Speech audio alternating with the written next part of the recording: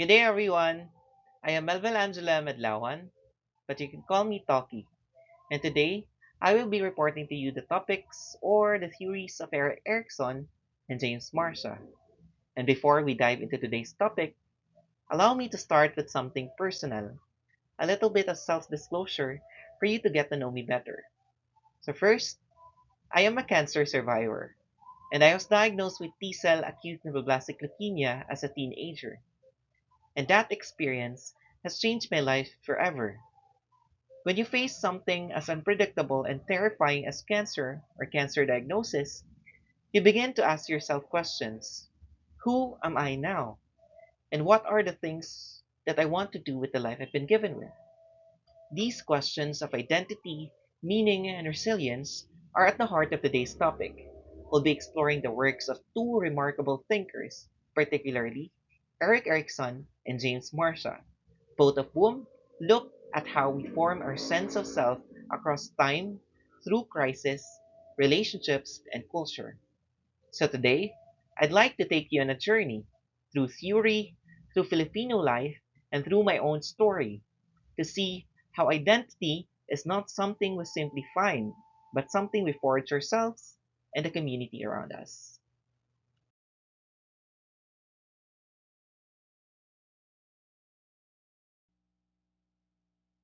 Today, I'll be sharing with you the ideas of two remarkable post-Freudian theorists, namely Erik-Erikson's psychosocial theory and James Marcia's identity status theory. Today's report will be split into three parts. The part 1 contains the concepts, which includes the introduction, Erik-Erikson's psychosocial theory, and James Marcia's identity status theory. And then the part 2, which is the application, contains the case illustration of both of the theories. And then the part 3, or the last part, is the synthesis and reflection, which contains the summary of the case illustration and the theories we discuss. For the introduction, let me just answer some brief questions that would enlighten us about the two theories and its relevance to our lives. First is, what does post-Freudian and neo-Freudian mean? So, the terms post-Freudian and neo-Freudian both refer to theories who expanded on Sigmund Freud's original ideas, but they differ in focus and time period. Sa neo-Freudian, such as Carl Jung, Alfred Adler, and Karen Horney, they were early followers of Freud who reinterpreted his theories by emphasizing social and cultural influences rather than just focusing on biological drives like sexuality. In contrast, post-Freudians like Erik-Erikson and later James Marcia came after Freud's era. They extended his concepts further, especially by highlighting psychosocial development and identity formation across the entire lifespan. In essence, while Neo-Freudian revised Freud's views, post-Freudians evolved them into a more comprehensive understanding of human growth within social and cultural contexts. So if Freud told us why we behave the way we do, Erikson and Marcia teaches us how we become who we are. And for the next question, why do we need to study Erikson and Marcia in today's context? So studying Erikson and Marcia's theories remains relevant today because their theories provide a framework for understanding the complexity of identity formation, which is crucial in an increasingly diverse and digital world. Erikson's focus on identity crisis in individuals or in adolescents highlights the fundamental developmental challenge, while Marcia's identity statuses offer a more detailed look at how individuals navigate this crisis through different levels of exploration and commitment. This helps us understand how individual differences and their long-term impact of identity development and psychological well-being and behavior in modern society. And as for the last introductory question, what is the importance of psychosocial and identity development in Filipino culture? So psychosocial and identity development in Filipino culture are crucial for fostering a sense of kapwa, or what we term as shared humanity. for Filipinos. Strong family bonds and a national identity rooted in Psikolohiyang Filipino or Filipino psychology. These aspects of development are very important for navigating social structures, maintaining mental well-being through collective support, and of course, balancing a cultural heritage with indigenous values. Now, let's move on to Erik-Erikson's psychosocial theory, which is one of the most influential post-Freudian theories of human development. So, I will be introducing to you the most salient features or concepts of Erik-Erikson's psychosocial theories. So, first is the life cycle approach. Erikson believed that personality does not stop developing in childhood, as Freud suggested, but rather continues to evolve throughout the entire life cycle. This is called the life cycle approach. It means that every stage of life, from infancy to old age, presents a unique psychological challenge that contributes to who we become. That's according to Erik-Erikson. And the next is, he also stated a different, somewhat like a different conceptual definition of what an ego is. So, Erickson described the ego not just as part of the mind that mediates between the id and superego, but also it is an unconscious organizing agency, something that gives structure and coherence to our identity. In short, the ego is what helps us make sense of ourselves and our relationships with the world, especially that it merges the past, the present, and the future selves of us. The next is he also discussed three important aspects of the ego: the body ego, which is our physical sense of self; the ego ideal, which is our vision of who we strive to be; and then the ego identity, which is the integrated sense of who we are, which is shaped by our culture, family, and experiences. For a Filipino, this ego identity can be strongly influenced by kapwa, or what we call as shared self, because this is how we see ourselves in relation to others. The next is another important concept of Erik-Erikson here is the epigenetic principle of maturation, which is shown in the small diagram here on the right, and it means that human development unfolds in a fixed sequence, like chapters in a book, but each stage builds upon how well the previous one was resolved. And so, if you did not fully develop trust as a child, that might affect how you form intimacy or maybe confidence in later life.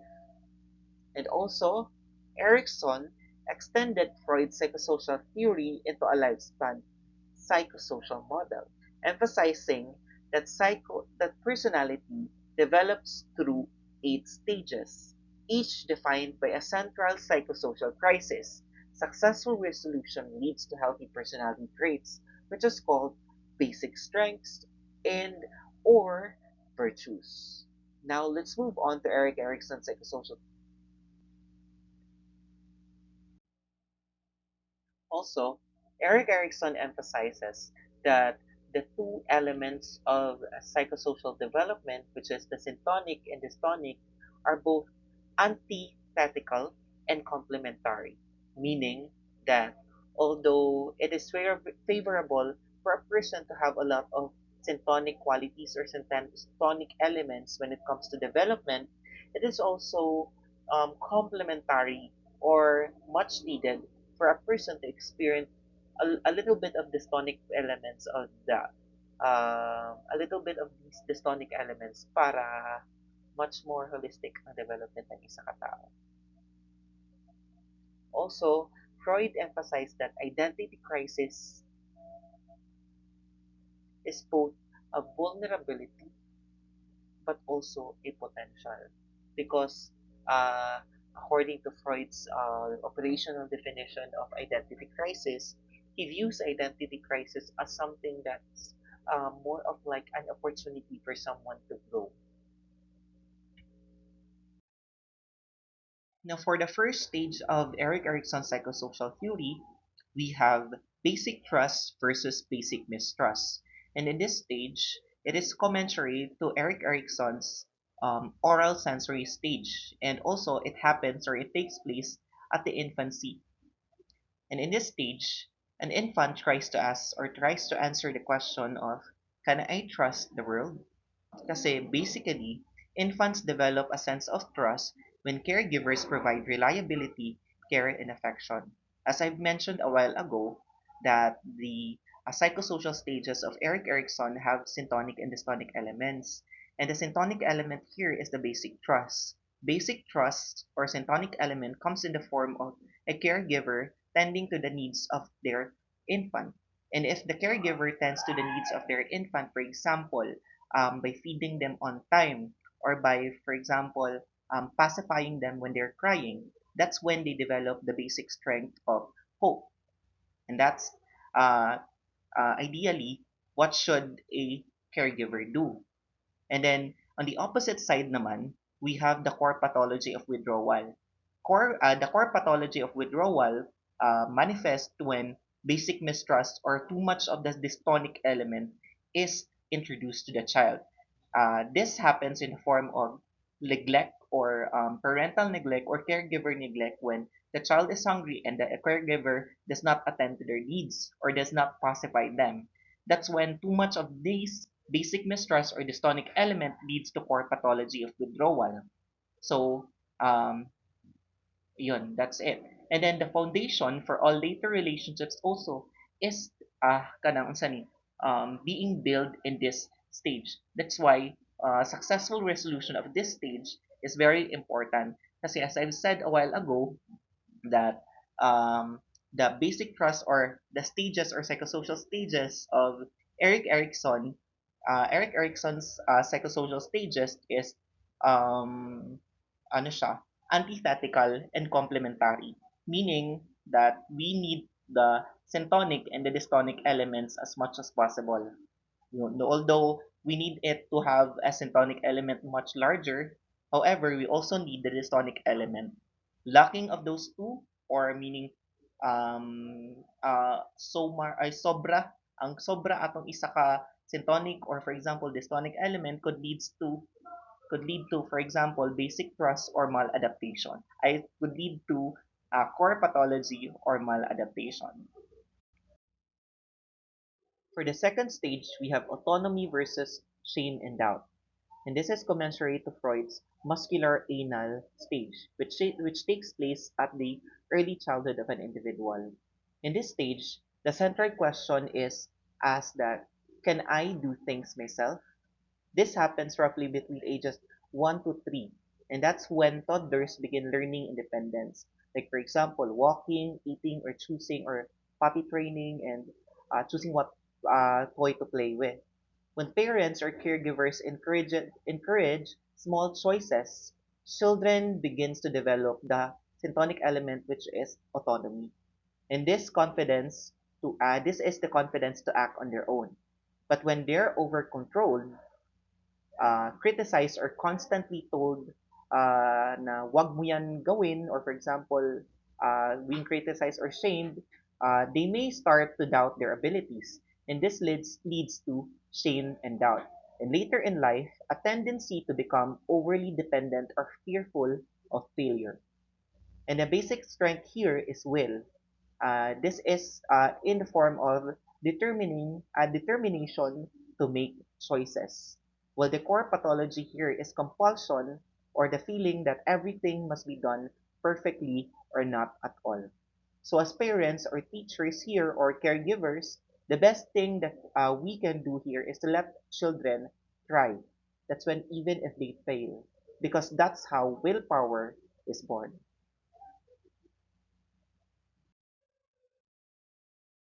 The third stage of Erik-Erikson is initiative versus guilt.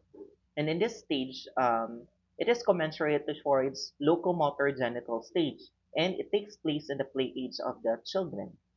And then in here, the guiding question here is it okay for me to take initiative or for the child to take initiative?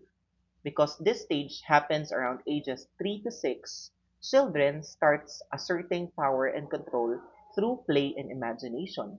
When parents supports the children or supports their curiosity, they develop initiative, which is the courage to take action and be creative. However, if adults constantly disapprove or punish them for being too active or too curious, children may feel guilt or too much of the dystonic element, as if their desires are wrong. And the basic strength here in this stage is purpose. But if unresolved, the core pathology could manifest, and that becomes inhibition, which is the tendency to hold back or fear self-expression. In Filipino homes, when a child is told, anak, wag kang makulit ha, it might seem harmless, but over time, it can make them hesitant to explore or lead. Supporting initiative builds leaders and not followers. For the fourth stage, we have industry versus inferiority. And this is incommensurate with Freud's latency stage. And this takes place at the school age of the children. The key question being asked here is, can I make it in the world of people and things? This stage occurs in the ages 6 to 12 years old of the child. This is the school age period of the children, and in here, children learn skills, teamwork, and discipline. Success and recognition in school or at home fosters industry, which is a sense of pride and accomplishment. But when children experience repeated failure or harsh comparison, they develop inferiority. This is a feeling that they're not good enough. The basic strength here is competence, while the core pathology is inertia, which is defined as a tendency to stop trying because they expect failure. In Filipino culture, we often hear from our parents, but not everyone, that dapat mataas ang grades mo, di ba? While that motivates some other people, others may feel crushed by the pressure. In reality, encouragement and realistic praise are key to helping children feel competent in this stage.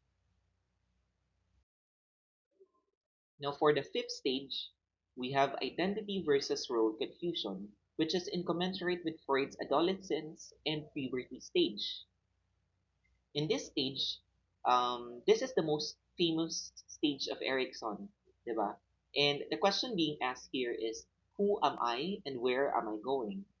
During this stage, or during the ages of 12 to 18, adolescents explore their identity, which composes their values, beliefs, and life goals.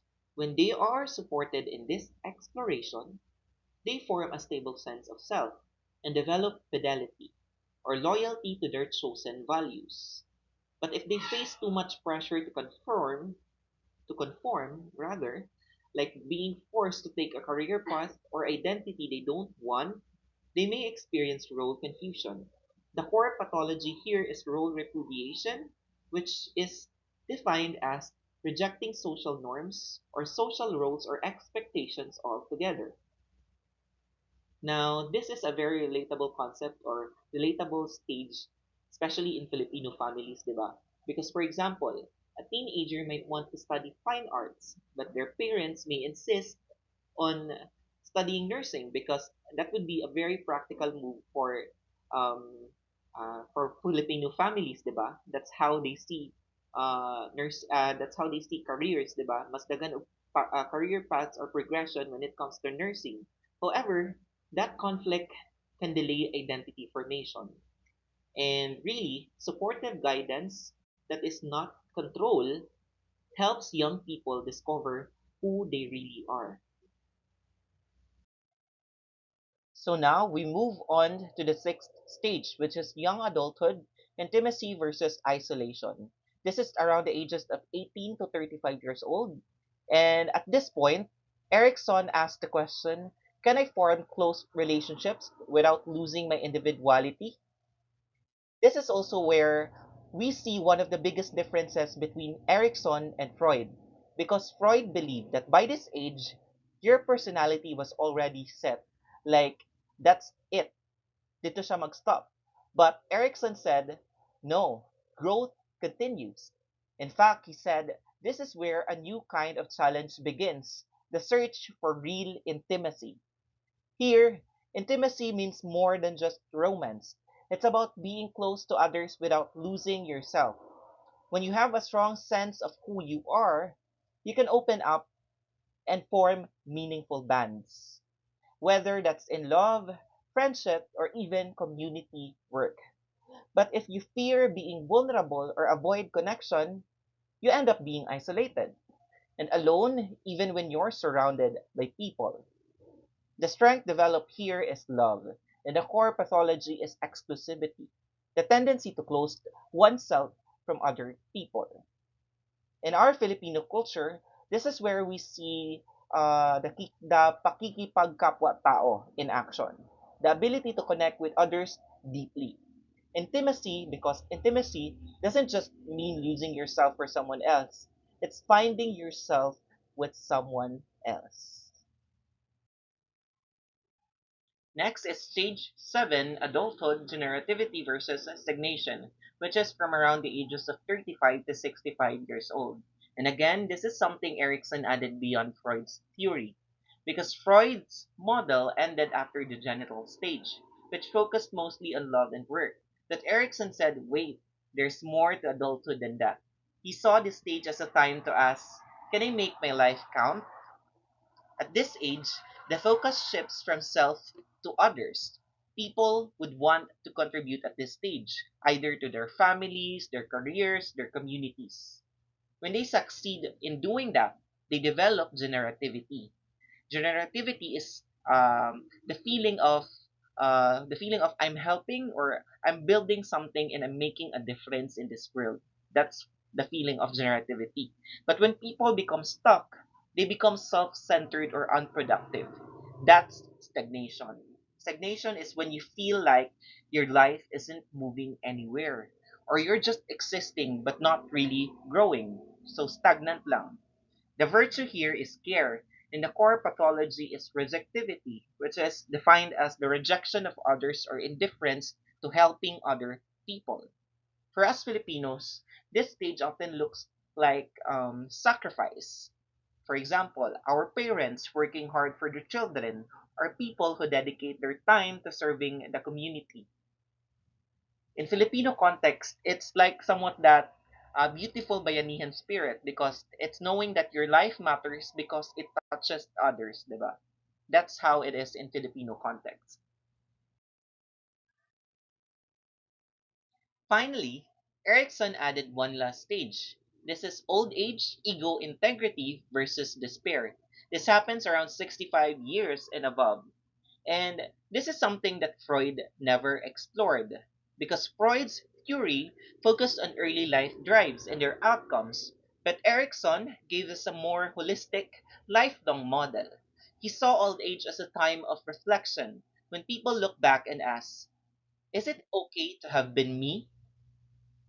If they accept their past with gratitude and peace, they develop ego integrity. This is gaining the wisdom to face life's end without fear. But if they dwell on regret or unfulfilled dreams, they might experience despair. In the core pathology, this core pathology becomes disdain, a bitterness to face or a bitterness towards life itself. The virtue that arises here is wisdom, that is, the ability to see life as meaningful despite its imperfections. In Filipino context, we often see this in our elders, those who tell their stories with laughter and serenity saying, ginawa ko na ang lahat ng kaya ko. That's integrity. But those who express only regret, sayang, dapat ganito ginawa ko, dapat ganon, that often reflects despair, sadly. Erickson's brilliance was in showing that even at life's end, development continues, that there is always room to grow, to forgive, and to find peace. So as you can see, Freud gave us the foundation. He explained how personality develops in the early years. But Erickson built on that stage and said, nah, we're not done growing. He added three more stages, particularly intimacy, generativity, and integrity, showing that development continues throughout life. He shifted that focus from sexual drives to social growth, from what happens in childhood to how we continue to evolve until the very end. And that's what makes Erikson such an important post-Freudian thinker. He made personality development a lifelong journey.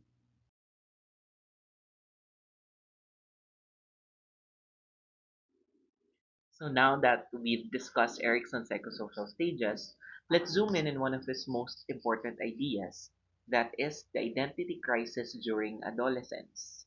Erikson said that at this stage, young people asked the question, who am I and where am I going? It's a time of searching and questioning, what he called the crisis of identity versus role confusion. Now, psychologist James Marcia wanted to understand that crisis more deeply. He asked questions like, what exactly happens during this identity crisis? And why do some people figure out who they are while others get stuck or lost? So Marcia expanded on Erikson's work and introduced what we now call as the identity status theory. He explained that identity isn't just a single moment of crisis. It's a process that involves two key parts, exploration and commitment. Exploration is defined as how much you've searched, questioned, or experienced or experimented with different roles and beliefs. It's also uh, the time where crisis happen because it is an active period of struggle to resolve life questions. And the next is commitment. So commitment is defined as how much you've decided or committed to certain goals, values, or directions in life. By looking at these two dimensions, Marcia identified four different identity statuses, and namely the identity diffusion, foreclosure, identity moratorium, and identity achievement. So while Erikson described the identity crisis as a turning point in our development, Marcia showed us the different ways people respond to that crisis. Some avoid it, and some rush through it, and others may embrace it. And that's what we'll explore next in this coming slides. So let's begin with the first identity status, and that is identity diffusion. In this stage, individuals show low commitment and low exploration. That is, they aren't really actively questioning who they are or what they want to become. And Marcia describes them as not in crisis, meaning they might have experienced some confusion, but they might also haven't worked through it because siguro kay dili jud sila solve ang katong na mga unsa ni, so they really regress or they really go to diffusion nga kanang stage. And then these people, they tend to lack a clear sense of identity or purpose. They're often influenced by peers and have distant relationships with parents, and they might also procrastinate or avoid dealing with life's circumstances or life's uncertainties. And thus, under stress, they might show disorganized thinking or even engage in risky behaviors. In short, or in layman term, they're called drifters, or somewhat they're termed as drifting because they're not yet asking existential questions like, for example, who am I, or what are the things I stand for? And according to James Marcia, this stage or this early identity status stage is this is the earliest and most unstable identity status to be in. Next identity status, we have identity foreclosure. In this stage, people seem confident and sure of what they want. But the catch here is that they didn't really choose it for themselves. They've committed to something, but they never explored other possibilities. For example, someone might decide to take a certain course or career path because it's what their parents expect or what authority figures expect them to be, and not because they truly want that path. However, they have high commitment but low exploration. People in foreclosure tend to be very structured, even rigid in their beliefs, and they like clear answers. They don't enjoy uncertainty and rely heavily on authority figures for guidance. It's like they made a choice, but without really thinking about whether it's their choice or someone else's. They sound sure, but deep down, that identity isn't fully their own yet. Now, this next one, the identity moratorium, is actually my favorite stage to talk about. That is the point where people are really searching for who they are. And in this point, there's a lot of questioning going on. Like, for example, what do I want to do with life? Or what do I really believe in? Or what kind of person do I want to become in the future? In this stage kasi, they're asking or thinking about what should they do or what are the ideas that they believe in life. In this stage, exploration is high, but commitment is still low. You haven't made up your mind yet, and that's completely okay. Marcia calls this the crisis stage, but not in a bad way. It's actually where a lot of growth happens. People in moratorium are usually curious and self reflective, but also a bit reckless or anxious because they're still in the process of figuring things out. Sometimes one might rebel against authority, then the next day one might be asking for them for advice, diba? That's somewhat like an ambiguous relationship with uh, parents, for example. There are times when we do not want their guidance, and there are times when we're yearning for the guidance that they have, that they give for us. One might feel sure one moment, diba?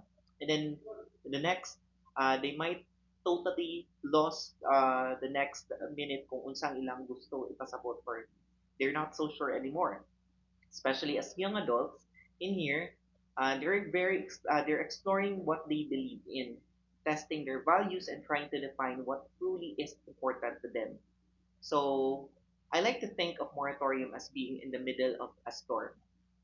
It's a messy, unpredictable, and uncomfortable at times, but it's also where real growth begins. In this stage, you're not standing still, you're moving forward, and one realization at a time, you go by through it, and you go by through it with crisis, but then again, after that, identity can be achieved. Finally, we have the last identity status. This is the stage of identity achievement. In this stage, this is the stage when someone has explored the different paths and have gone through the hard questions. And finally, they have made the choices that truly feel like their own. In this stage, according to Marcia's framework, this is where both exploration and commitment are high. These individuals have faced some kind of crisis or period of uncertainty, but they come out with clarity and direction after that. They can confidently say that I thought about it and now I know who I am and what I want to do. People in this stage tend to have warm, supportive relationships with their parents or mentors. They're also proactive solvers, and they don't just wait for things to happen. They think things through and act accordingly. Because cognitively, they're flexible both logically and morally. This means that they can adapt and see things from different perspectives, and they consider a lot. They also tend to perform well academically or professionally in whatever field they're in, not just because they're capable, but because they have a sense of purpose driving them to do it. But here's something really important at this stage.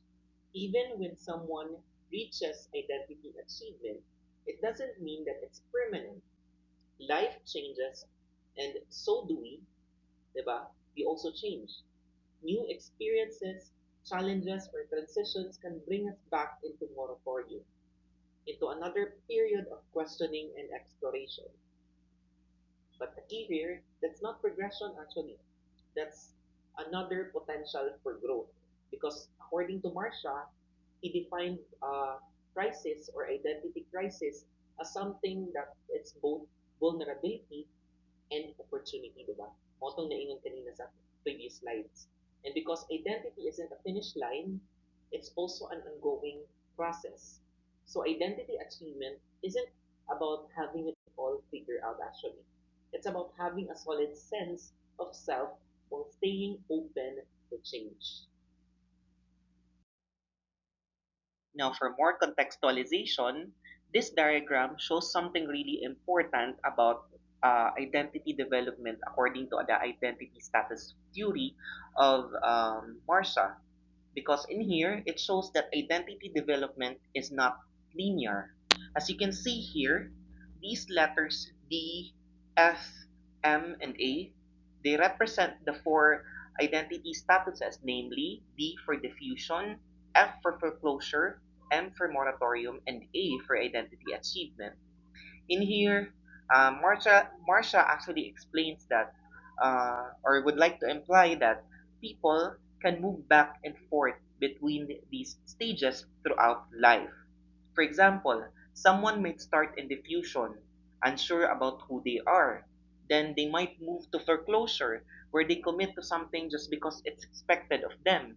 And then later on in life, they might question those choices and enter the moratorium stage. This is when they start exploring again, and before finally reaching identity achievement. But what's really interesting in here is that even after reaching achievement, we can still cycle back. What does that mean? You'll notice arrows here, looping from A back to M or even D. That's because identity can regress and evolve depending on what's happening in our lives. To contextualize more, diba? Think about it. When we go through a big life change, like for example, graduating, or for example, na-hire ta, starting a new career, or facing personal crisis, like for example, we were diagnosed with something terminal. We might find terminal illness pala. We might find ourselves asking new questions again, di ba? About life or about what's happening in our life again. And that's us moving back into moratorium, and that's actually completely normal because that's how life is. It's not linear. So this figure reminds us that identity isn't fixed. It's actually dynamic, always moving, always changing, and that's what makes personal growth lifelong. So to sum it all up, James Marcia's identity status theory builds on Erikson's idea of the identity crisis and shows us the different ways people can handle it. He said that identity develops through two key processes: exploration or crisis and commitment. Depending on how much of each we have, we fall into these four statuses. But most importantly, Marcia's model reminds us that identity isn't something you figure out once and for all. We move through these stages multiple times as we go and face new experiences. In a way, pala, identity is not about just arriving. It's about evolving. It's about constantly redefining who we are as we move through the different seasons of our lives. So that's it. So in this slide, you'll see a short summary of my personal case illustration, and I entitled it with Evolving Identities, A Journey Through Crisis and Growth. You can actually access the full case illustration through this link. Just scan the cat in there and you'll be directed to the link, and you can download the PDF file of the case illustration. And this story reflects how both Erik-Erikson's psychosocial theory and James Marcia's identity status theory come alive in real life. That is through struggle, reflection, and transformation. So, at the age of 13, when I was diagnosed with leukemia, I entered my own version of Erikson's identity versus role confusion stage, and it was also Marcia's moratorium stage. This was a time of uncertainty, but also a time of deep exploration and deep crisis for me. That crisis has changed how I saw myself and inspired my passion for understanding resilience, and the psychology of healing. After years of recovery, I completed my psychology degree. I became a registered psychometrician and found purpose in exploring psycho-oncology, that is, studying how people cope with illness and suffering. Kasi oncology means cancer and psycho means psychology. But what I've learned in here is that identity doesn't end when we figure ourselves out. It keeps evolving, di ba? As I said a while ago. Even after reaching identity achievement, there were moments where I find myself back in moratorium again. Actually, sadly, re-examining my goals and sense of self, and that's okay. I think that's okay. Because as Erickson and Marcia reminds us, identity is a lifelong process. So if there's one takeaway from my story is that it's this growth isn't a straight line. As I've said kanina po, growth is not linear. It's non-linear. It's a cycle of crisis, reflection, and renewal. And my crisis has become my teacher, and my healing has become my direction. So to synthesize or wrap everything up, both Erickson and James Marcia reminds us that identity isn't something that we just figure out once. It's actually something that we keep shaping throughout our lives. And Erickson showed us that every stage of life comes with a psychosocial crisis, a challenge that pushes us to grow and develop certain strengths or virtues. And it's through resolving these crises that we build character and achieve maturity. And also, Marcia took that idea, especially Erickson's concept of identity crisis, and made it more concrete. He broke it down into four patterns of statuses: diffusion, foreclosure, moratorium, and achievement. Each one shows a different way to explore and commit to who we are and what we value. So when we put these ideas together, we see that identity isn't just a single event. It's an ongoing process. We move through these stages, we question, we commit, and sometimes we even go back to questioning it again. And that's completely normal because growth never stops. At the end of this, Erickson and Marcia together they teaches us that becoming who we are is journey, both a psychological journey and a human one, built through experience, reflection, and the courage to keep evolving. And so, to end this presentation, I want to leave you with this thought.